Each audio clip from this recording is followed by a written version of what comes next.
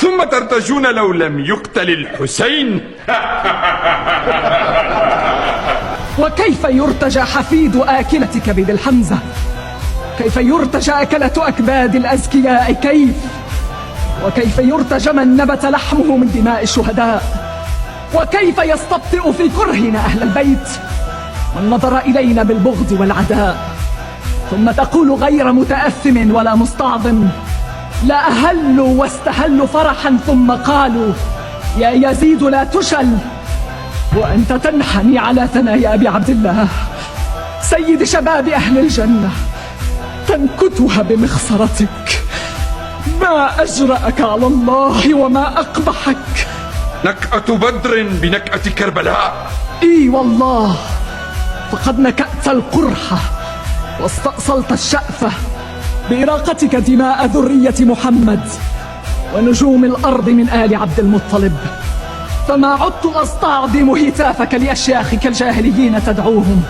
فوالله يا يزيد لتردن وشيكا موردهم، ولتودن أنك شللت وبكمت ولم تكن قلت ما قلت وفعلت ما فعلت. اسكتي، أفرى الله جلدتك كما أفرى جلدة أخيك.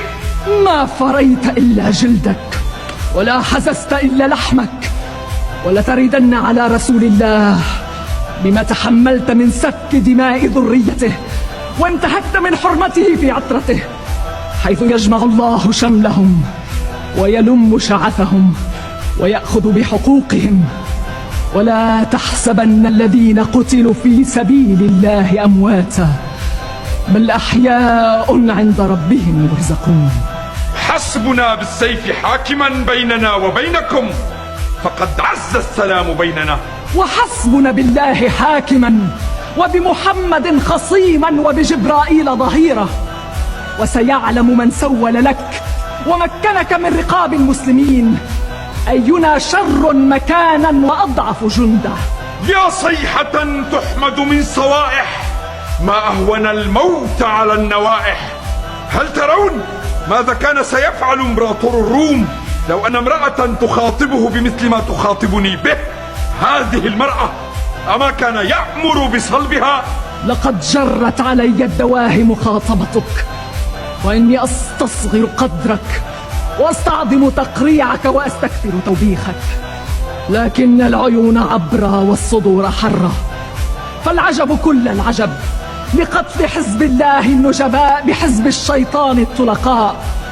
ولئن اتخذت المغنمة لتجدن وشيكا مغرمة، حيث لا تجد إلا ما قدمت يداك، وما ربك بظلام للعبيد. أقسم لألحقنك بأخيك. مولاي، لئن قتلتها انقلب الأمر عليك وتألب الناس ضدك وصار الأمر إلى غير ما تحب. سحقا لها، والله لأكيدنهم كيدا ما كاده سلطان برعية. لسنا برعيتك، فكت كيدك واسعى سعيك وانصب جهدك يا يزيد، فوالله لا تمحو ذكرنا ولا تميت وحينا ولا يسقط عنك عار ما فعلت. فما رأيك إلا فند، وأيامك إلا عدد، وما جمعك إلا بدد. يوم ينادي المنادي: ألا لعنة الله على الظالمين. أسكتوها، أسكت الله لسانها، أسكتوها. اهدئي يا عم، فوالله قد أفهمت ما عز على عالم إفهامه.